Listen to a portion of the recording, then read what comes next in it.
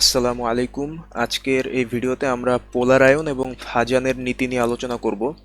So আজকের এই ভিডিওটা আমি আশা করি যে এইচএসসি এবং অ্যাডমিশন দুই জায়গাতেই কাজে লাগবে। সো আজকের আমাদের যে টপিক সেটাতে আমরা সরাসরি চলে যাই। সো প্রথমে আমাদের পোলার আয়ন সম্পর্কিত আমাদের বেসিকটা আমরা ক্লিয়ার করে নিই। সো এখানে আমরা দেখতে পাচ্ছি যে একটা ক্যাটায়ন আছে এবং এখানে একটা অ্যানায়ন আছে, এবং ক্যাটায়ন এবং অ্যানায়ন যখন কাছাকাছি আসে তখন এই ক্যাটায়ন দ্বারা অ্যানায়ন আকর্ষিত হয়। আমি জাস্ট এখানে বেসিকটা বলতেছি, মানে মেইন কনসেপ্টটা বলতেছি, এটা নিয়ে আমরা পরবর্তীতে আরেকটু বেশি আলোচনা করব। সো ক্যাটায়ন দ্বারা অ্যানায়ন যে আকর্ষিত হয় এবং আকর্ষিত হয়ে অ্যানায়নের যে বিকৃতি ঘটে, এই ঘটনাটাকেই বলা হচ্ছে পোলারায়ন। ঠিক আছে, সো ক্যাটায়ন দ্বারা অ্যানায়নের ইলেকট্রন মেঘকে নিজের দিকে টেনে নিয়ে অ্যানায়নের বিকৃতি ঘটানোকে পোলারায়ন বলে। এবং এইখানে আরও একটা বৈশিষ্ট্য সম্পর্কে আমাদেরকে জানতে হবে যে পোলারায়ন যত বেশি হবে, যৌগের সমযোজী বৈশিষ্ট্য তত বেশি হবে এবং আয়নিক বৈশিষ্ট্য তত কমে যাবে।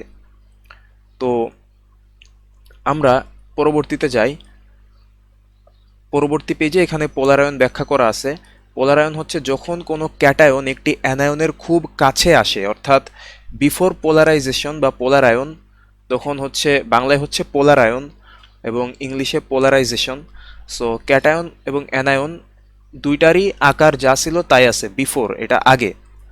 সো যখন কোনো ক্যাটায়ন একটি অ্যানায়নের খুব কাছে আসে তখন ক্যাটায়নের নিউক্লিয়াস তথা সামগ্রিক ধনাত্মক চার্জ, অর্থাৎ ক্যাটায়নের সামগ্রিক ধনাত্মক চার্জ কোথায় থাকবে? নিউক্লিয়াসে।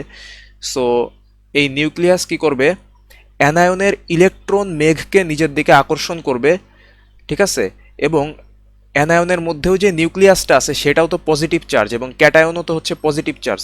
সো সেই নিউক্লিয়াসকে আবার ক্যাটায়ন বিকর্ষণ করবে, সে কারণে নিউক্লিয়াস আসবে না, বাট ইলেকট্রন মেঘ এটা হচ্ছে ক্যাটায়নের দিকে সরে আসবে। ঠিক আছে, সো এই আকর্ষণ ও বিকর্ষণের ফলে অ্যানায়নের ইলেকট্রন মেঘ ক্যাটায়নের দিকে সরে আসে। একে ক্যাটায়নের দ্বারা অ্যানায়নের বিকৃতি, অর্থাৎ অ্যানায়নের আকৃতির যেই পরিবর্তন বা আকৃতির বিকৃতি হয় সেটাই হচ্ছে পোলারায়ন। এই ক্ষেত্রে ক্যাটায়নটি দ্বারা অ্যানায়নের পোলারায়ন ঘটে। ঠিক আছে, এটা হচ্ছে পোলারাইজেশনের কনসেপ্ট। সো তারপরে আমরা সেই একই জিনিস আমরা আবার দেখব যে পোলারায়ন যত বেশি হয় সমযোজী বৈশিষ্ট্য তত বেশি হয় এবং আয়নিক বৈশিষ্ট্য তত কমে যায়। সেটা কিভাবে? যেমন এখানে যদি আমরা বিশ্লেষণে আসি, তাহলে সোডিয়াম ক্লোরাইড এবং মিথেনের মধ্যে যদি আমরা একটু তুলনামূলক আলোচনা করি, তাহলে আমরা জানি যে সোডিয়াম ক্লোরাইড একটা আয়নিক কম্পাউন্ড বা আয়নিক যৌগ এবং মিথেন একটা সমযোজী যৌগ। সো আমরা জানি আয়নিক যৌগ সাধারণত কি হয়? পানিতে দ্রবণীয় হয়, এবং সমযোজী যৌগ পানিতে অদ্রবণীয় হয়। এখানে তাই ঘটছে যে সোডিয়াম ক্লোরাইড এটা আয়নিক এবং এটা পানিতে দ্রবণীয় হয়েছে, এবং মিথেন এটা সমযোজী, এটা পানিতে অদ্রবণীয়।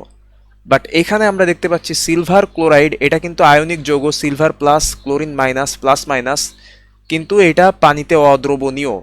আবার হাইড্রোক্লোরিক অ্যাসিড এটা কিন্তু সমযোজী যৌগ, এটা কিন্তু আয়নিক যৌগ না, বাট এটা পানিতে দ্রবণীয়। ঠিক আছে, সো এখানে যেই হাইড্রোক্লোরিক অ্যাসিড সমযোজী যৌগ সেটা আয়নিক বৈশিষ্ট্য লাভ করেছে, এবং এইখানে হচ্ছে সিলভার ক্লোরাইড এটা হচ্ছে সমযোজী চরিত্র লাভ করেছে। ঠিক আছে, বাট সিলভার ক্লোরাইড হচ্ছে একটা আয়নিক যৌগ।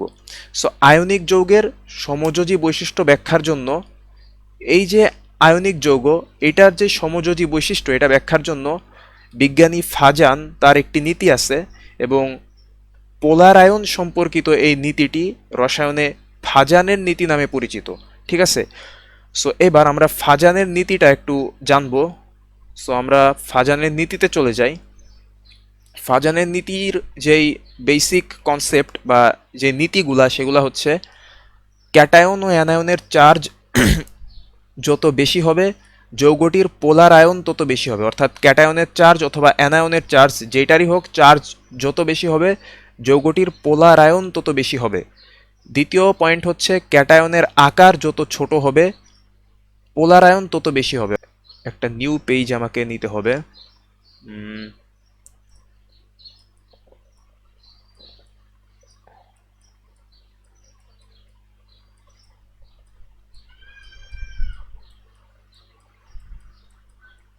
আচ্ছা, আমরা হচ্ছে পর্যায় সারণীর যে 1 নম্বর গ্রুপ আছে সেখানে হচ্ছে আমরা সোডিয়াম দেখতে পাচ্ছি এবং তার নিচে দেখতে পাচ্ছি যে পটাশিয়াম। তাহলে এখানে আকার বড় কার?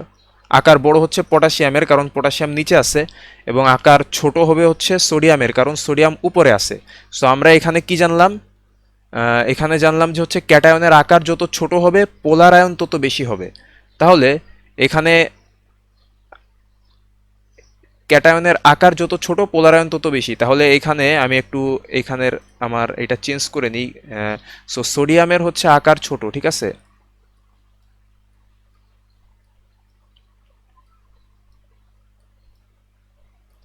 হ্যান্ডরাইটিং এখানে ভালো হবে না, বাট সমস্যা নাই।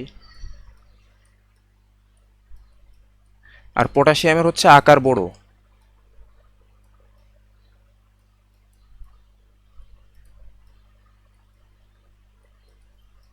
তাহলে সোডিয়াম ক্লোরাইড আর পটাশিয়াম ক্লোরাইডের মধ্যে আমরা কার পোলার আয়ন বেশি বলবো? সোডিয়াম ক্লোরাইড আর হচ্ছে পটাশিয়াম ক্লোরাইড, এই দুইটার মধ্যে সোডিয়াম ক্লোরাইডের মধ্যে তোমার হচ্ছে সোডিয়ামের আকার ছোট। এই ক্ষেত্রে ক্যাটায়নের আকার ছোট হইলে ক্যাটায়নের দ্বারা অ্যানায়নের বিকৃতি বেশি ঘটবে। সেই ক্ষেত্রে এর পোলারায়ন বেশি হবে, এবং পোলারায়ন বেশি হইলে এটার সমযোজী বৈশিষ্ট্য বেশি হবে, ঠিক আছে। সো পটাশিয়াম ক্লোরাইডের তুলনায় সোডিয়াম ক্লোরাইডের সমযোজী বৈশিষ্ট্য বেশি হবে। এটা হচ্ছে পোলারায়নের কনসেপ্ট। সো আমরা যদি ব্যাকে আসি, তো ক্যাটায়নের আকার যত ছোট হবে পোলারায়ন তত বেশি হবে, আবার উল্টাভাবে অ্যানায়নের আকার যত বড় হবে পোলারায়ন তত বেশি হবে। তারপরে ক্যাটায়নের ইলেকট্রন বিন্যাসে ডি অরবিটাল থাকলে পোলারায়ন বেশি হবে। এটা কিন্তু ক্যাটায়নের ক্ষেত্রে বলছে। ক্যাটায়নের যদি আমরা ইলেকট্রন বিন্যাস করি সেখানে যদি ডি অরবিটাল থাকে তাহলে তার পোলারায়ন বেশি হবে। সো ফাজানের নীতির ব্যাখ্যাতে আমরা যদি আসি, এখানে আমরা দুইটার মধ্যে কম্পেয়ার করি ম্যাগনেসিয়াম ক্লোরাইড এবং ক্যালসিয়াম ক্লোরাইড। সো ম্যাগনেসিয়াম ক্লোরাইডের মধ্যে ক্যাটায়ন হচ্ছে ম্যাগনেসিয়াম 2+, ক্যালসিয়াম ক্লোরাইডের মধ্যে ক্যাটায়ন হচ্ছে ক্যালসিয়াম 2+। সো এখানে ক্যাটায়ন সমূহের চার্জ সমান, ঠিক আছে। তারপরে ক্লোরিন মাইনাস, অর্থাৎ ক্লোরাইড মাইনাস ক্লোরাইড মাইনাস, ঠিক আছে। এখানে দুইটাই ক্লোরাইড আয়ন, অ্যানায়নের চার্জও সমান, আকারও সমান। বাট এই যে দুইটা ম্যাগনেসিয়াম আর ক্যালসিয়াম, এই দুইটার মধ্যে ক্যালসিয়াম আয়নের আকার বড়। কিভাবে? কারণ পর্যায় সারণীর দ্বিতীয় গ্রুপে আমরা জানি যে এই মৌলগুলো আছে বিরিয়ানি, মোগলাই, কাবাব, সরিয়ে, বাটিতে রাখো। So beryllium, magnesium, calcium, strontium, barium, radium. So এখানে ম্যাগনেসিয়াম আছে উপরে, তাহলে এর আকার হবে হচ্ছে ছোট, আর ক্যালসিয়াম হচ্ছে আছে নিচে, তাহলে এর আকার হবে কি? বড়। তাহলে আমরা যদি ব্যাকে যাই, যেহেতু ক্যালসিয়ামের আকার বড়, তাহলে ক্যালসিয়াম আয়নের আকার ম্যাগনেসিয়াম আয়নের আকারের চেয়ে বড়। তাহলে এটাকে একটু ছোট করে, হ্যাঁ এবার দেখা যাচ্ছে, ভালোভাবে দেখা যাচ্ছে। সো ম্যাগনেসিয়াম আয়নের আকার ছোট হওয়ায় ম্যাগনেসিয়াম ক্লোরাইড যোগে ম্যাগনেসিয়াম আয়নের, অর্থাৎ ম্যাগনেসিয়াম 2+ আয়নের পোলার আয়ন ক্ষমতা বেশি হবে, ঠিক আছে। ফলে ম্যাগনেসিয়াম ক্লোরাইডের সমযোজী বৈশিষ্ট্য ক্যালসিয়াম ক্লোরাইড অপেক্ষা বেশি হবে। কারণ কি? কারণ হচ্ছে পোলারায়ন যত বেশি হয় সমযোজী বৈশিষ্ট্য তত বেশি হয় এবং আয়নিক বৈশিষ্ট্য তত কমে যায়, যেটা আমরা আগে কিন্তু দেখছি। সো এখানে ক্যাটায়ন হচ্ছে ম্যাগনেসিয়াম, এখানে ক্যাটায়ন ক্যালসিয়াম, ক্যালসিয়াম ম্যাগনেসিয়ামের মধ্যে ক্যালসিয়ামের আকার বড়, তাহলে ম্যাগনেসিয়ামের আকার ছোট। ম্যাগনেসিয়ামের আকার ছোট হয়, এর পোলারায়ন ক্ষমতা বেশি, কারণ ম্যাগনেসিয়াম ক্লোরিনকে নিজের দিকে আকর্ষণ করে তার বিকৃতি বেশি ঘটাতে পারবে, তাই এর পোলারায়ন ক্ষমতা বেশি। ফলে ম্যাগনেসিয়াম ক্লোরাইডের সমযোজী বৈশিষ্ট্য ক্যালসিয়াম ক্লোরাইড অপেক্ষা বেশি হবে। এটা হচ্ছে ফাজানের নীতির কনসেপ্ট। নেক্সট আমরা যদি আসি, এটা আমরা যে উদাহরণগুলো দিছিলাম সেগুলা, ওকে, প্র্যাকটিস। সো এবার আমরা যদি প্র্যাকটিসে চলে আসি, ফেরাস ক্লোরাইড এবং ফেরিক ক্লোরাইডের মধ্যে কোনটি বেশি আয়নিক হবে, কোনটার আয়নিক বৈশিষ্ট্য বেশি হবে? সো আমরা ফেরাস ক্লোরাইড এবং ফেরিক ক্লোরাইড দুইটার মধ্যে যদি তুলনা করি, তাহলে আয়রন 2 ক্লোরাইডের ক্ষেত্রে এর অ্যানায়ন হচ্ছে ক্লোরাইড মাইনাস, এবং আয়রন 3 ক্লোরাইডের ক্ষেত্রে বা ফেরিক ক্লোরাইডের ক্ষেত্রে এর অ্যানায়নও কি Cl মাইনাস। সো অ্যানায়ন সমূহের চার্জ সমান, কারণ -1 এবং আকারও সমান, কারণ দুইটাই সেম। সো চার্জ আকার দুইটাই সমান, বাট Fe2+ বা আয়রন 2+ এবং আয়রন 3+ এই দুইটার মধ্যে size of both of the cations আর সেম, অর্থাৎ দুইটার আকার একই, কারণ দুইটাই আয়রন, বাট চার্জ কোনটাতে বেশি, একটাতে 3+ আর একটাতে 2+, তাহলে আয়রন 3+-এর চার্জ বেশি।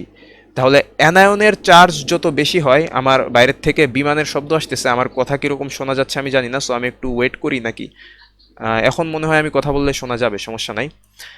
আয়রন 2+ এবং আয়রন 3+-এর মধ্যে আয়রন 3+-এর চার্জ বেশি। তাহলে আমরা একটা পয়েন্ট পড়ছিলাম, ক্যাটায়ন ও অ্যানায়নের চার্জ যত বেশি হয় পোলার আয়ন তত বেশি হয়, তাই না? আমরা একটু ব্যাকে যাই। ক্যাটায়ন ও অ্যানায়নের চার্জ যত বেশি হবে পোলার আয়ন তত বেশি হবে। সো যেহেতু আয়রন 3+-এর চার্জ বেশি, তাহলে Fe3+ আয়নের চার্জ বেশি হয় FeCl3, অর্থাৎ আয়রন 3 ক্লোরাইডের পোলার আয়ন বেশি হবে। এর ফলে আয়নিক বৈশিষ্ট্য কম এবং সমযোজী বৈশিষ্ট্য বেশি হবে। সো কোনটির বলছে কোনটি বেশি আয়নিক হবে, তাহলে আয়নিক হবে কোনটা? এটা হচ্ছে আয়রন 3+-এর সমযোজী বৈশিষ্ট্য বেশি হবে, তাহলে আয়নিক হবে হচ্ছে বৈশিষ্ট্য বেশি Fe2+-এর, ঠিক আছে? এটা হবে হচ্ছে অ্যান্সার। সিলভার ফ্লোরাইড পানিতে দ্রবণীয়, কিন্তু সিলভার আয়োডাইড পানিতে দ্রবণীয় নয় কেন? সিলভার ফ্লোরাইড এবং সিলভার আয়োডাইডের মধ্যে আমরা যদি তুলনা করি, দুইটাই হচ্ছে সিলভার আয়ন, অ্যানায়ন সমূহের চার্জ ও আকার সমান, কিন্তু এটা তো ক্যাটায়ন, সরি এখানে অ্যানায়ন হবে না, এখানে ক্যাটায়ন হবে, ঠিক আছে? So let us correct it. এখানে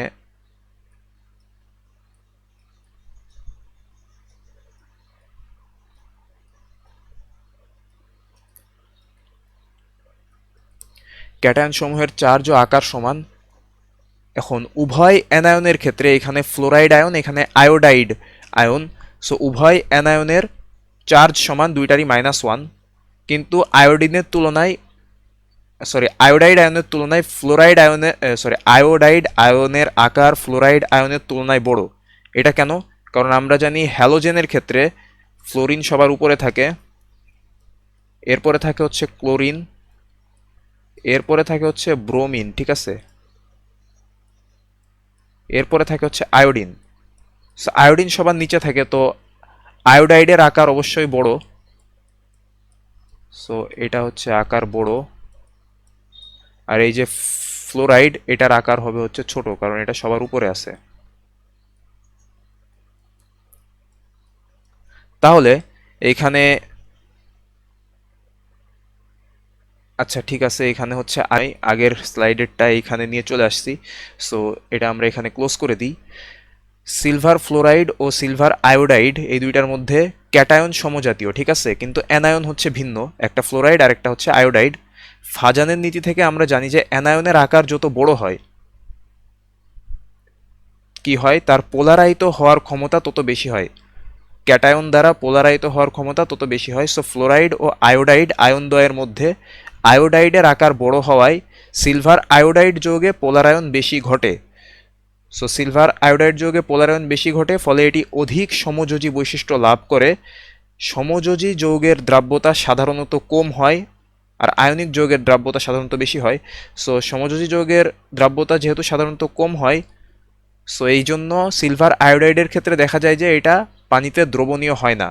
সো ফাজানের নীতি থেকে আমরা এইভাবে এটা ব্যাখ্যা করতে পারি। সো আই গেস হচ্ছে আমাদের লেকচার স্লাইড শেষ হয়ে গেছে।